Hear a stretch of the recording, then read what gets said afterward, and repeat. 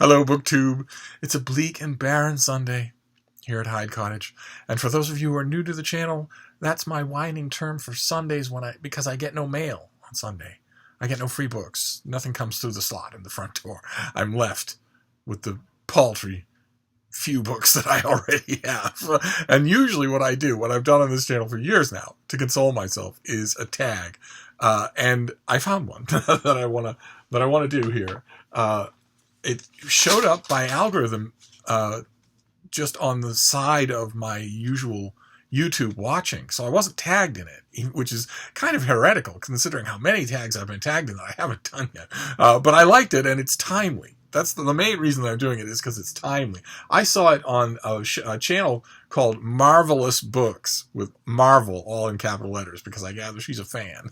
And it's called the Avengers Infinity War book tag. All about Avengers Infinity War, which is in theaters right now, and which is certainly going to gross just a bucket load of money. The reason that I was prompted to do it is because I've just finally got around to seeing the movie.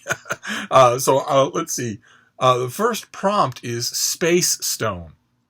Now, for the young woman who runs Marvelous Books made sure to say over and over again, a discussion of the movie in depth is going to involve spoilers. The tag is really for people who've already seen the movie. But for those of you who haven't seen the movie, the MacGuffin of the thing is the Infinity Gauntlet, a big metal gauntlet that has spaces on all the knuckles and on the back of the hand for these super powerful gemstones, each one of which controls a certain element, a certain basic intellectual concept, like power or space or mind. And the villain of the piece, Thanos, the mad titan Thanos, who has been appearing in bits and pieces throughout many, many movies, wants all of those Infinity Stones in the Infinity Gauntlet. And this is the movie in which he gets them. So this is the climax of that whole long boiling subplot. This is when he gets all of the Infinity Stones. So the first of these prompts, all of these prompts, are about specific stones, just in case you were curious. So Space Stone is the first one. Pick a book that isn't set in this world. And my first answer out of the gate, I'm afraid, is going to be snarky. The book that I would pick that isn't set in this world is any piece of contemporary fiction set in this world. The contemporary literary fiction, I should say. Genre fiction, thrillers, action adventure, chick lit, beach lit, bestseller lit, all that sort of stuff, fine, no problem. But in contemporary literary fiction, the world in those pages is not even remotely recognizable to the world that we all see around each other. The main difference being that no one in contemporary literature works. No one actually has a job they need to go to in order to get a paycheck at the end of the week. They don't have that. They might have an evocative job. Bull riders are big. Museum curator who never goes to a museum and doesn't know anything about art. All stuff like that, sure. But an actual job where you can't be gone for 3 weeks, can't pick up and go, and to talk briefly about the reality for 225 million out of the 300 million people who live in America alone, to talk just for a minute about their reality. Also, what's missing from contemporary literary fiction is a job in which, if you miss a week, you not only don't have any money to fall back on, to live on, but you get fired. That is the reality for 225 million people, and you never see it in literary fiction at all. So the fiction, the book that takes place in a totally unreal world, for me, would be virtually any of the current cool, talked about in literary fiction darlings of the season or any season. So let's move on to the next one, which is Mind Stone. An extremely intelligent character that you love. And because the book tag is about a comic book franchise, I was naturally tempted throughout just for comic book answers. And when you think of a super smart comic book character, there are a bunch of them. I'm right. There's Lex Luthor. who's in his finest, most essential incarnation in the comic books, has only his intellect to use in his war against Superman. It's the only thing that, by implication, it's the only thing that he has that Superman doesn't, is that he's smarter than Superman. But you could also do Bruce Wayne. You know, in the comics, he doesn't have Lucius Fox. In the comics, he doesn't have a vast Tony Stark-like infrastructure. Those gadgets that he makes, the deductions that he does, are all him. And there's also in Marvel Comics, there's Reed Richards, Mr. Fantastic, the leader of the Fantastic Four, who, yes, can stretch his body like Plastic Man, but who is an incredibly intelligent character. It didn't take Stan Lee, the creator of Reed Richards, long to shift the focus from his silly superpower to the fact that he's the smartest person in the Marvel Universe. But for me, if you're going to talk comics and you're going to talk intelligence, for me, it has to be the only character in comics whose intelligence is his actual superpower. And that is Brainiac 5 from my beloved Legion of Superheroes. And if you're a current comic book fan who's maybe just got into comics recently, you could be forgiven for not knowing who or what that is, because DC Comics, despite having published the Legion of Superheroes in some form or other for 50 years, currently has nothing in the way. They don't publish a DC version of the Legion of Superheroes. There is no guest starring role anywhere, except there's one series that has one Legionnaire in it with no explanation whatsoever. But the team itself, in all its glory, this 31st century team of teenage superheroes, nowhere to be found. MIA. But on that team, there was a character whose code name was Brainiac 5. And his only superpower, in the Legion, you have to demonstrate a superpower that no other member has in order to join the Legion. And it has to be something natural. It can't be like Tony Stark's suit of armor or something like that. The only exception being the only time the Legion ever waived the bylaws was for Superboy and Supergirl, who have the same powers, but for Pete's sake, they're Superboy and Supergirl.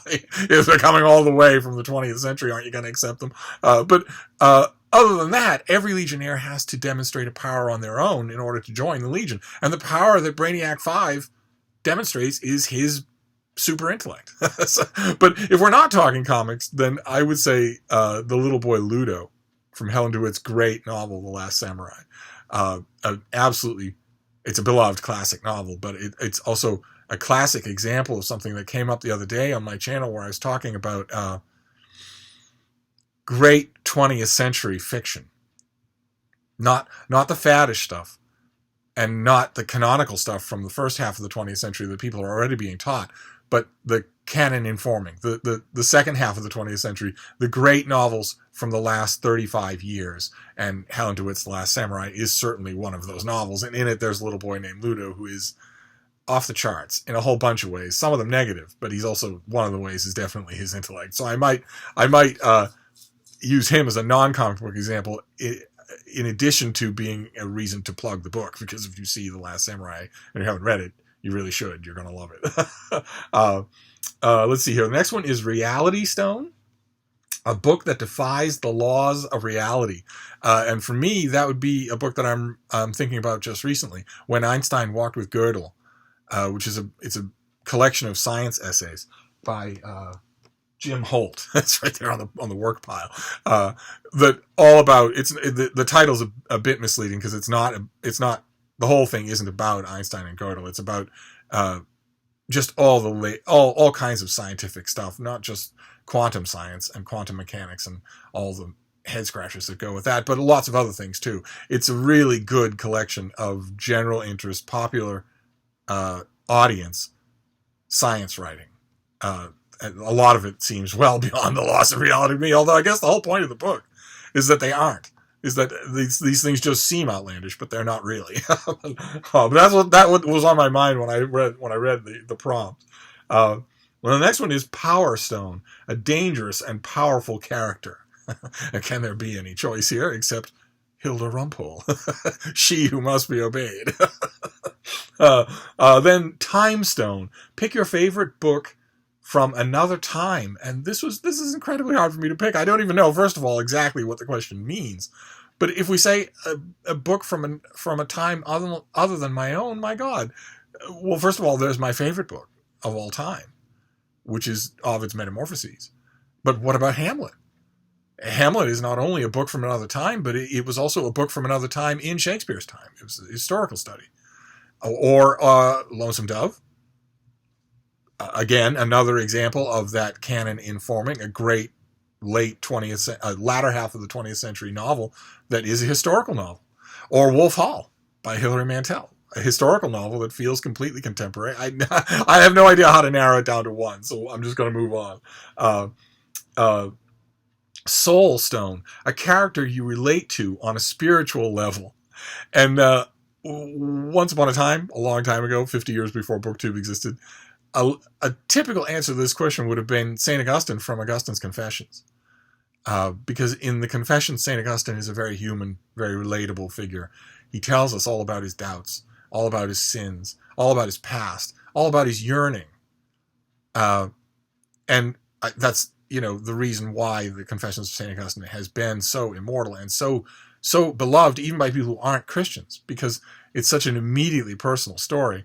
But for me, the author would be the same, but the book would be different. The book would be his enormous book, Civitas Dei, his enormous book, The City of God. He's still in there, although he's scrubbed himself out of the first person pronoun. But the person who is writing that book is yearning to connect all of his reading in one vast schema that encompasses it all and makes it all worthwhile, and where each part supports the others. It's hard to describe, but I definitely connect spiritually with the St. Augustine who is writing that book. That hopeless, unbelievable, incredibly good book. I sympathize with that. I sympathize with I connect with its attempts to make this vast neural network out of everything the author knows. I didn't do a good job explaining that, but if you ever do read The City of God, you might see what I mean. Let's see here. And then we move on from the stones, the Infinity Stones that are at the heart of the Infinity War, to some characters and other things like that. So just that's what the shift is here. And the first character is Teenage Groot. Groot was an old Marvel Comics monster, giant, malevolent talking tree, that has been repurposed in the Marvel cinematic universe in the Guardians of the Galaxy movies as a character who only says one thing. He only says, "I am Groot." He's still a gigantic talking tree, only in the first Guardians movie, that incarnation is destroyed, and what you get is a little seedling that is now growing.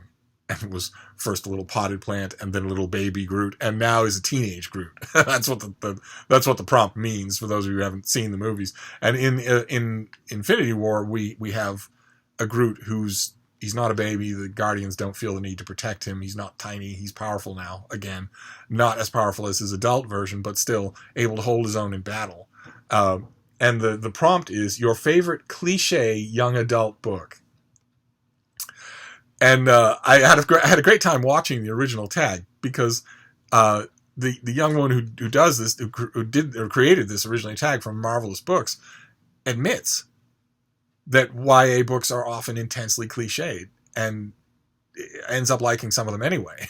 And even in a way ends up liking some of the cliches. And I understand where that comes from. I could hardly be such a dyed-in-the-wool fan of science fiction and mystery if I didn't understand the weird way in which you can almost like the genre cliches that you encounter.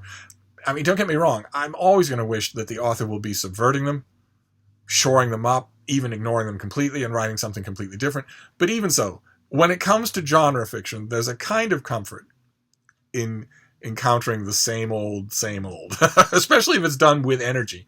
And that the minute I thought about something that I just got on this channel, The Poppy War by R.F. Kuang, which is on the surface intensely cliched YA about a young woman who comes from nothing and enters into a giant pre-existing conflict and turns out to be its linchpin due to inborn abilities of hers that she was unaware of and has no control over having. So that on the surface, a surface reader could easily say, oh, well, the whole fate of the Empire is in her hands, and she ends up being a badass, so this is empowering. But no, no, it's not empowering. If she has no control over the factors that make her a key linchpin, then it's not empowering. It's the exact opposite of that. But even whether it's empowering or not, all of those elements are extremely familiar in the genre of YA. And when I read about this, I read the pub sheet for it on this channel and issued these same cautions. And then I read the book, and the book is extremely feelingly done. It definitely is operating in the parameters of all of those cliches. Definitely. They're all there. Even the ones that weren't mentioned in the pub sheet and that I haven't mentioned, you'll get 100 pages into Poppy War and you will immediately know what's coming in terms of the signpost cliches, because the author, as far as I can tell, leaves none of them untouched. And yet brings such conviction to the execution of the thing that you end up not minding, which is a kind of magic on its own. And certainly if an author can manage to do that, then I don't begrudge them any cliches. They can do whatever they want, provided they make me feel that they feel it, that they know what they're doing. And I definitely got that opinion. I definitely got that feeling in the Poppy War. And it's connected to the next question. The next question is Hulk/Bruce. That is Bruce Banner, the alter ego of the Hulk in Avengers Infinity War. Bruce Banner has performance issues in transforming himself into the Hulk, which is on the surface a bit of a convenience play on the part of the writer, because if you've got the Hulk in the movie and Thor in the movie, you're going to have to do better as a villain than Thanos if you're going to have any dramatic conflict. I mean, what do you do with a movie? What do you do with a movie if the Hulk and Thor are both able to fight the same bipedal single individual? But the movie makes it a lot more than that. The movie takes it in directions that I did not foresee at all. In some ways, Mark Ruffalo's Bruce Banner is one of the most interesting characters in the movie by far.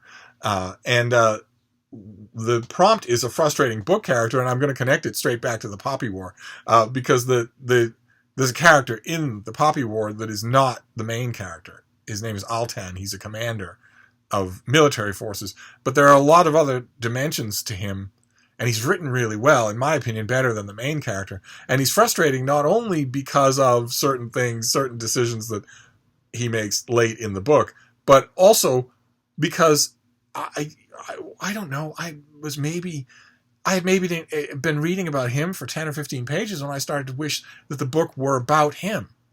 And that's frustrating. Well, I'm not completely sure that it was just plain mistake on the part of the author. I'm not completely sure of that. Whether it was a mistake that the author just thought, well, I know who I want the main character to be and it's not him. Or whether it was maybe... Okay, I hesitate to suggest it because it probably wasn't. But what about, the possibility of calculation? That you couldn't sell a book if the main character were a military commander instead of the very comfortable YA cliche of a young woman who comes from nothing and has an inborn special ability that on which the fate of nations will depend. That is familiar.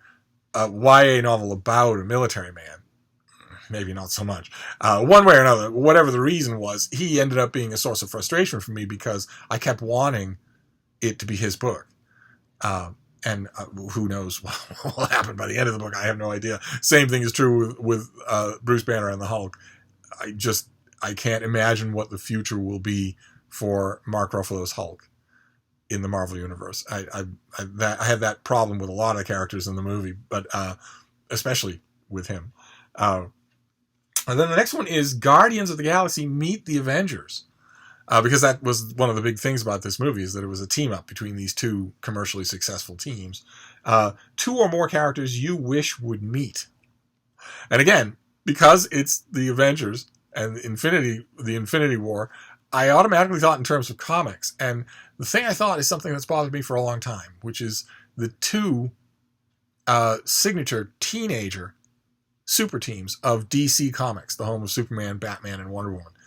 DC Comics has a teen super team, the very first teen super team, called the Teen Titans, which was originally made up of the teen sidekicks of established heroes, but then broadened out to be just teen heroes just in general, and caught on with the teen culture of the 60s, and then caught on again in the 80s when it was revived and reimagined slightly. So by now, we have a large cast of Teen Titan characters, of heroes who have at one point or another been a Teen Titan and could come back for a large team up with the aforementioned Legion of Superheroes, which, as the name of the team might suggest, is a very large team. One is in the 20th century, one is in the 30th century. This is no problem for DC writers. And yet, as far as I know, the Teen Titans and the Legion of Superheroes have only teamed up once. Maybe twice. And never the kind of big, definitive, gigantic, wonderful event that the fans of both teams would hope for. So that's what I would like. I mean, the Teen Titans has, I think, 2 ongoing monthly titles from DC Comics now, 2 different teams. And as I said, the Legion has none.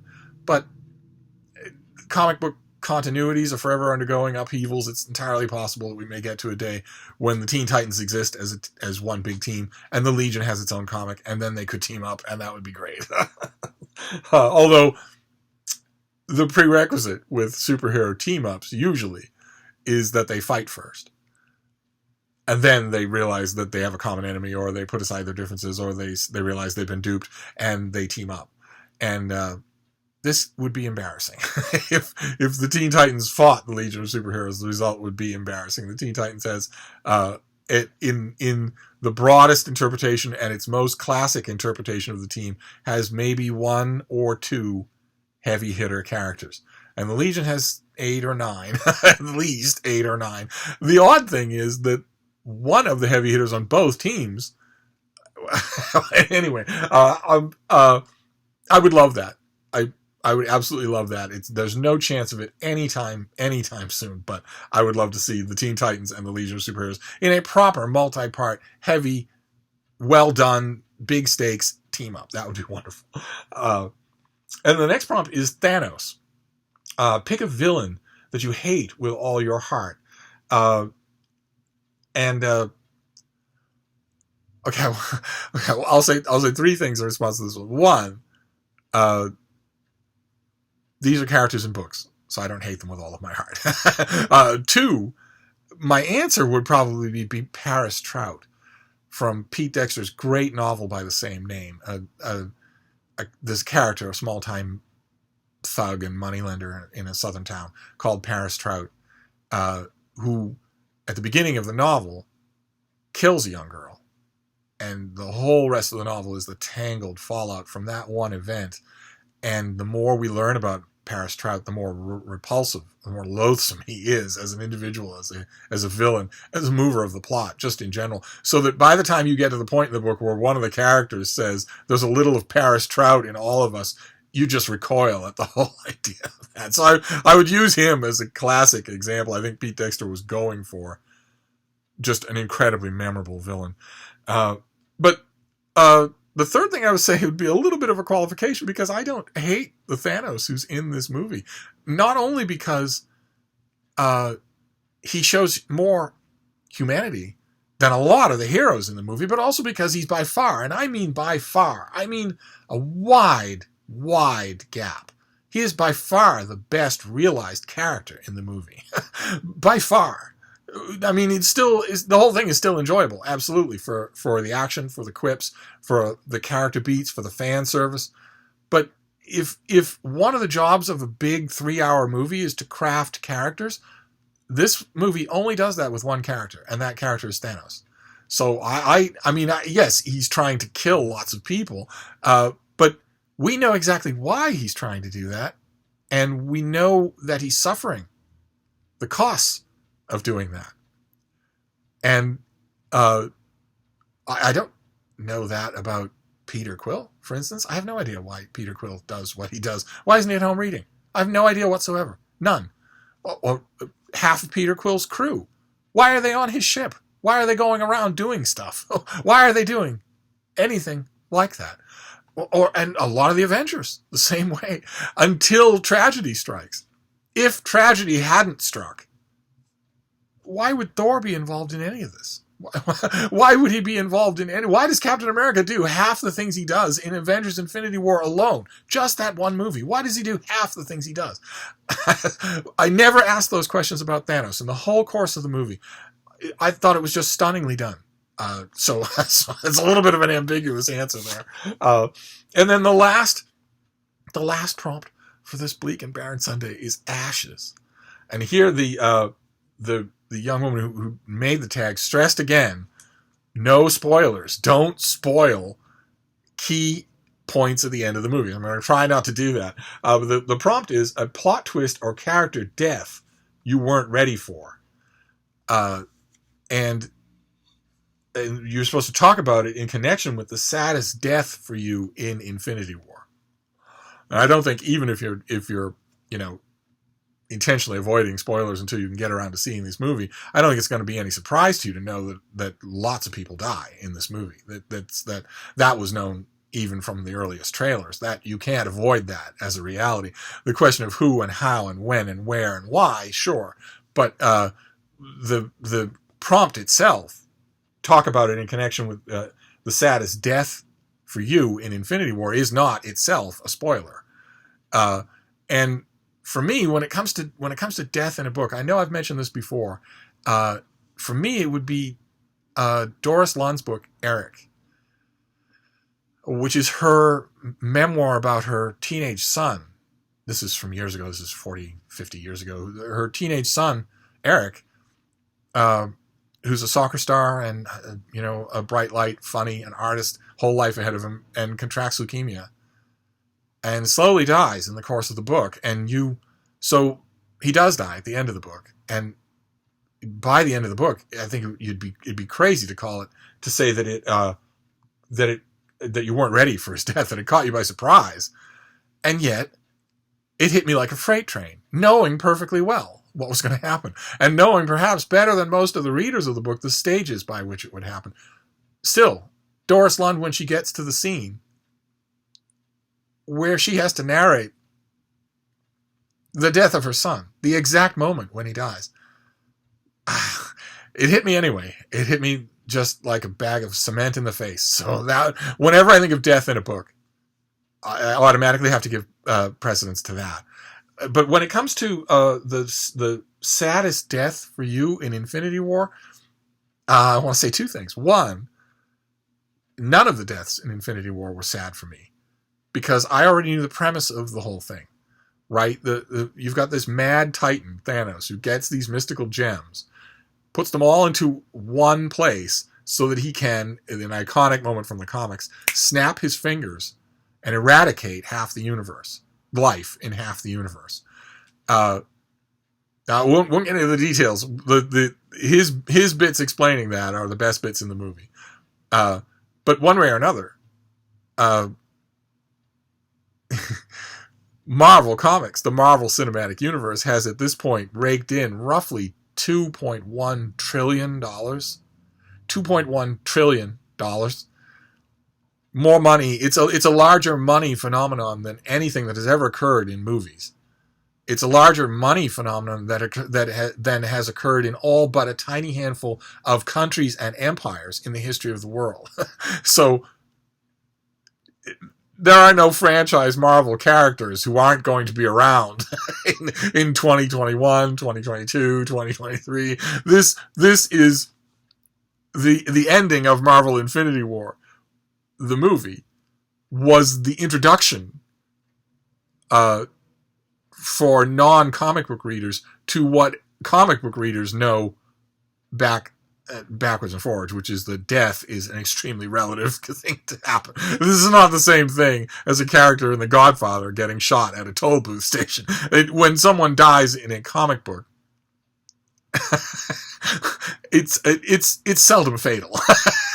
And comic book movie fans who don't know that about the comics are about to learn that in an enormous way with Avengers Infinity War. That'd be the first thing, is that it's tough to be sad about on-screen character deaths when you know that they are going to be undone. When you know that. Not when you're saying, oh, well, down the line, if fans really raise a ruckus. No. It has nothing to do with fans. It has to do with money. And so you can look at these scenes and know, all right, well, that was well done, but you're already filming your next movie. But not only that, but also the second thing I wanted to say in response to this is that for me, at the end of, don't get me wrong, the end of Infinity War moved the heck out of me. My jaw was open the whole time that I was watching it, despite knowing what I just said. But for me, the beats, the moments, the things that got to me, that really got to me at the end, at the big conclusion that you're not supposed to reveal here, weren't the people who were dying. It was the people who were not dying. the look on the characters' faces who aren't dying when they're encountering the characters who are was, I thought, absolutely superb in every single case, especially Robert Downey Jr. Especially Robert Downey Jr. as Tony Stark. Just incredibly good. that was I wasn't thinking about the dead characters. I was thinking about the living characters and the beats of reaction that we get, which were all superb, just superb. And then redeemed the ending for me, the ending of the movie, because I am a longtime comic book fan. So the actual dramatic happenings at the end of the movie, I was practically checking my watch. I was saying, okay, yeah, great, yeah, good, okay, see you in the next movie. But for me, the real emotional payoff, the moments came with the reactions to death. So that is the Avengers Infinity War book tag, and I want to use it also as an occasion to urge you all to go and see it. It's tremendously fun to see, even if you don't know anything about comic books. You're still going to get it, and the main reason that you're going to get it is because of the job that's done with Thanos, the villain. If he were just a ranting egomaniac who just wants to kill things for the sake of killing things, and you didn't know anything about the comic books, you would be well forgiven to get to the 1 hour mark or the 2 hour mark and say, I don't care about any of this. None of this makes any sense, but he is the glue that holds it all together. So in addition to doing the tag and beguiling my bleak and barren Sunday, I also want to recommend the movie. So go and see it, especially you comics fans, if you haven't already seen it. This is by far the most ambitious comic book movie that's ever been made. So anyway, I'm gonna wrap things up for now, but I'll see you soon. Thank you, BookTube.